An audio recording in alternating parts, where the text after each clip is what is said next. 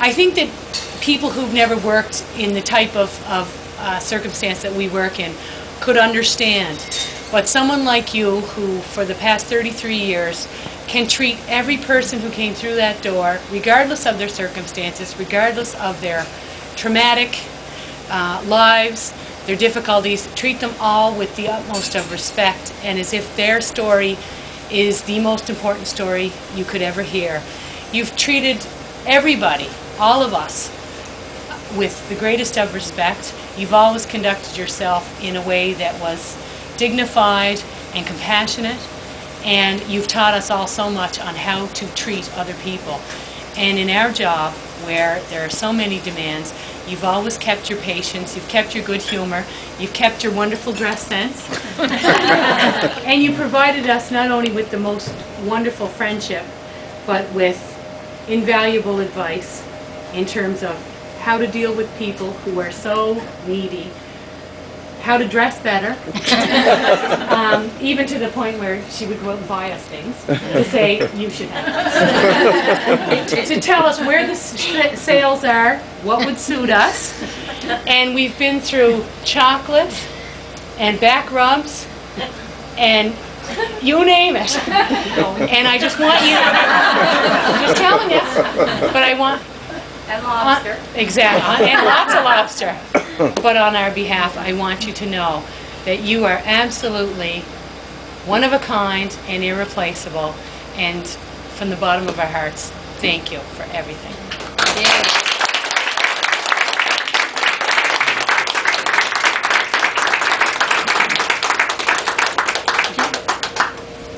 I'd just like to say something. I was tempted to say, I'm not going to say from the young generation, but from the new generation. I'm intending this as a little bit of a shout out from the 10 years and under crowd. And by that I mean 10 years and legal age or under. Because I was thinking about it, and I was thinking about how amazing it is that you've been there for 33 years, and I was marveling at that amount of time. And inevitably it makes you think about your own career. And I was thinking about how I certainly hope to be at legal aid that long, maybe. And I realized that there will always be a marker, I think, for any of us, especially those of us who are 10 years or under. We will always look back and think about the time that we had at legal aid that was when Jane was here, and the time that we had at legal aid when Jane was not here.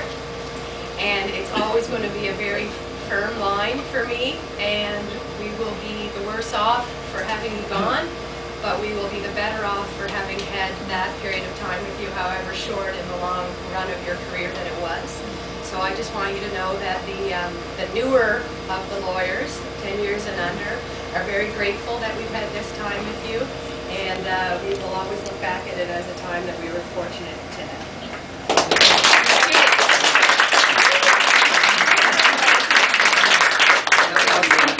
The older group. The over 10 years. Over 10 years. I sat 26 years with Jane at Legal Aid and 6 years at the courthouse. And I always remember when I first went there, and I think Jane was there, welcomed me into the office. You should have told me go back at the track. And I enjoyed working with Jane all these years. My favorite story, of course, that she always reminds me of is when I first started, I was great for doing letters. I do letters every day of the week. I go in on Saturday and do letters. And I give them to Jane, and Jane used to say, bring them back and say, Robert, you didn't read your letters. And I say, yes, I did. No, you didn't. There's errors all through them. And I say, no, I read the letters, Jane. You know, I just must have missed them. So anyway, one day she brought in the letters and put them there. She said, here. So I signed them and out. They went to Jane. Jane comes running back. You didn't read the letters, Robert. Why not? I said, I read them, I signed them, everything's fine. She said, take a look. And anyway, all on the letter, the very bottom was, instead of Robert G. McNeil, it was Rover G. McNeil. So ever since then, I started reading the letters.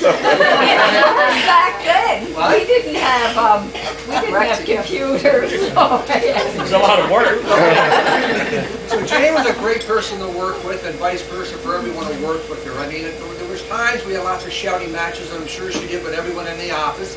I think on one occasion she got on a plane and went to Haiti and bought one of those voodoo dolls. You know? She was sticking pins in it all day, and then she gave it to the office staff, and we were all sticking pins in it, but Alan Nicholson didn't go away.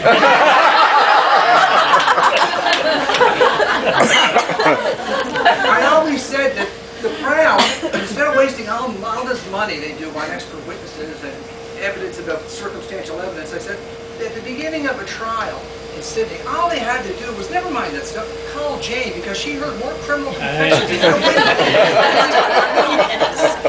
But I think my final comment is, we work in the trenches. That's the term we use for legal lawyers, and obviously maybe it is the case.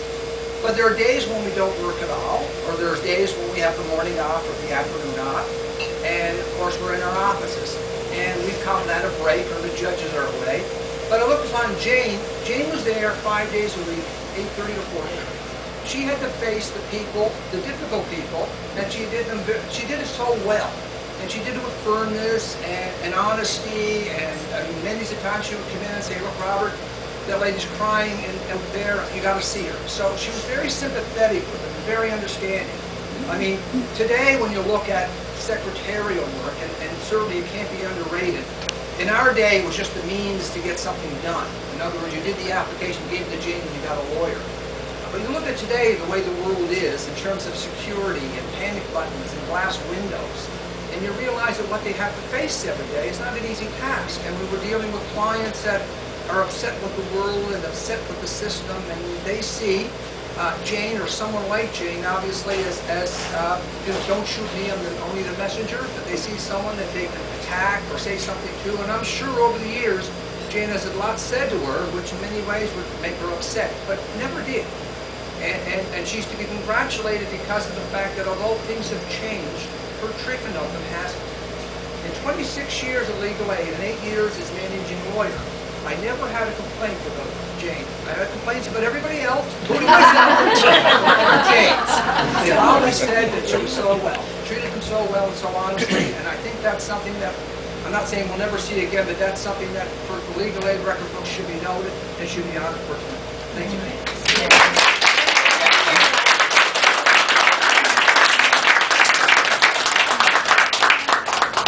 Jane, I wanted to raise a toast to you. But she didn't go down to Haiti. We got all the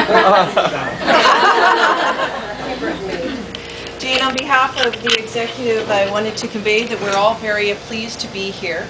And it's my understanding that Jane is a very compassionate person and leaves very big and expensive shoes for Deborah Moran to fill. So it's also my understanding that, you know, Jane has, in terms of also being compassionate with people, you know, being there day after day and been compassionate with the lawyers in terms of understanding the hard job that the lawyers have to do, and really helping to be a communication tool between the clients and the first face of the clients coming in and matching them up with the lawyers. And that you've presented, Jane, a very good face for clients coming into the Sydney office as the very first face of legal aid, and a very well-dressed face and body as it is. I understand there's also a bidding war going on between the Sobeys seafood counter and Jacobson's as to who may get her in the next phase of her life. And so I just, on behalf of the executive, we're very pleased to be here and to share in this historic night and to mark the 33 years. And it's a happy occasion to go on. It's bittersweet, but it's happy as you go on to the next stage. And I see your eyes welling up. And as we bid farewell to many people in this time of legal aid, you know, it's bittersweet for all of us that are still here. We wish you well. And I wanted to call upon, and he doesn't know this, to call upon Gordon as the consigliere of legal aid and the grandfather to say a few words. Thank you, Gordon.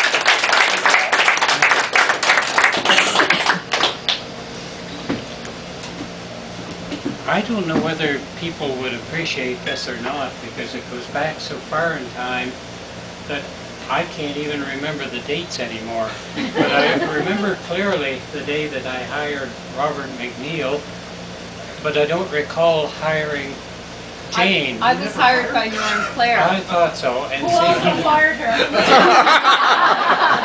Hopefully you hired her again. It was April 30th, 1976, yeah. But I was there on work experience. At that time, legal aid didn't have such opulent offices as we have now.